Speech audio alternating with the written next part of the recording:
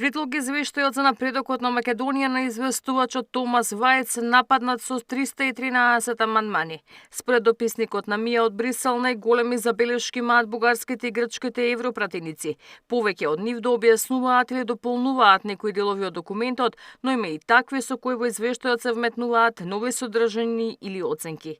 Иако Македонија направи големи компромиси со Грција за европската иднина, па го промени и уставното име, грчките европратеници Емануил Фрагос и Галато Александрики бараат замена на зборовите Република Северна Македонија со зборот Скопје во текстот на целата резолуција. Бугарскиот европратеник Ивајло Валчев од партијата Има таков народ предлага во воведниот збор на извештајот, освен заклучоците на Европскиот совет од 2003 да биде запишан и договорот за добрососедство со Бугарија и потпишаните протоколи. Според дописникот на МИА, во делот каде известувачот Вајц нотира дека аспирациите на македонците да станат дел од Европската Унија довеле до значителен напредок во демократијата и социјекономските реформи и покрај блокадите од различни неоправдани причини, бугарскиот европратеник на природба Станислав Стојанов предлага замена со аспирациите на граѓаните на Северна Македонија да станат дел од Европската Унија, продолжуваат да доживуваат назадување поради недоволната политичка волја на земјата да ги спроведе договорените уврски.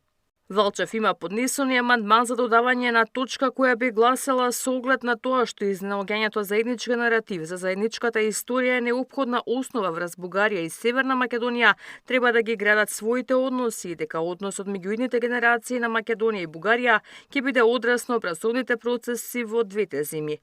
Голем број на амандмани се доставени за измена на точка од извештајот која гласи со оглед на тоа што Македонија е доверлив партнер целосно согласен со заедничката надворешна и безбедносна политика на Европската Унија.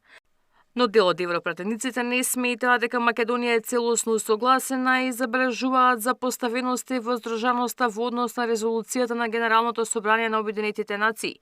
Бугарите и овде сметаат дека ваквото однесување ко спонзорство со САД треба да биде нотирано како неочекувана и жална промена во усогласувањето на низината надворешна политика.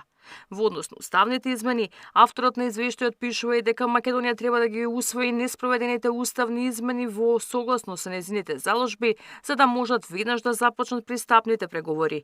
И овде најгласни противници биле бугарските европратеници, според кои неопходно во овој дел да биде вклучено и признавањето на бугарското малцинство како официјална етничка група, за да, како што велат, да се олесни брзиот почеток на пристапните преговори.